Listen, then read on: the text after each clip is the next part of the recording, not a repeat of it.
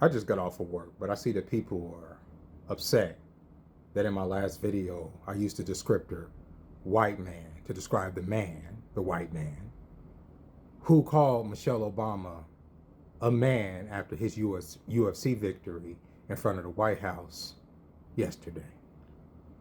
Understand something about me.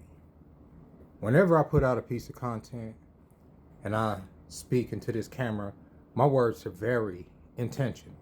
And if that stung because I used the descriptor white man, that was the point of the video, okay? That's why I said in the video, it was a racial trope. See, I've been on the internet for as long as the internet's been the internet, and I've seen these tropes thrown around ad nauseum whenever a black person comes up in politics that a lot of white people disagree with and all this other stuff. So I use that word intentionally, just like I would use the word coonery if it was a black man getting up there using his opportunity to be in the limelight after a victory to bring up a first lady, the only black first lady, and call her a man when he could be talking about anything else. I use that because this is a country run by white men. And at the same time, when you have the opportunity to be in front of everybody and call out the evils that this very government who's throwing on this spectacle is throwing on, how about the sex trafficking ring that they've covered up, the redacted stuff from the Epstein list, so forth and so on, taking out some of your top military brass because of the color of their skin. We can't act like there's no racial component there. You could have called out anything else, but the P brain brings up the Obamas. Why? Y'all don't think that that's weird? There's been multiple presidents since then. Race is a factor. And it's not because I'm sitting up here trying to be racist. It's because it is. That's what else would it be? Why would you bring that woman up?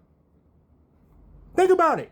And I'm not on here trying to convince y'all of anything because y'all are so simple and y'all are so into the code of cuckery that nothing that anybody can say can take you guys away from that code. And what I mean by that is that the person that y'all support, who said that they wasn't going to go into this presidency running on no new wars, just got us into a conflict to where we're turning tail and running, and now we're going to pay them $300 billion. But yet y'all sit up here coming at me and clapping at a dude talking about, oh, Michelle Obama's a man, when there's a litany of other fucking things that can talk about, that we could be talking about.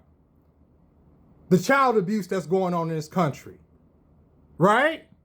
By people in power that are still in fucking power. The money that they stealing from the middle class. How they're about to take all of this goddamn money and send it through the top, through these, I get what they call IPOs or whatever. I don't know what they're called. This is fuckery that they send it up to Elon Musk to take out of the goddamn economy. All these data centers. There's a million goddamn things we could be talking about as Americans if you sitting up there in front of the White House after a victory besides the goddamn first lady. But y'all is talking about, oh, I'm racist because I brought up the fact that he's a fucking white man calling this black woman a fucking man after his victory.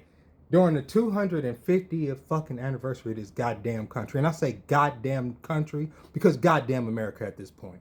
If this is what we represent, if this is what we are, and y'all clapping his freedom of speech, yeah, great, freedom of speech. He used his freedom of speech and he used his time, right, to call a former first lady a fucking man. And y'all are applauding that. Goddamn this country.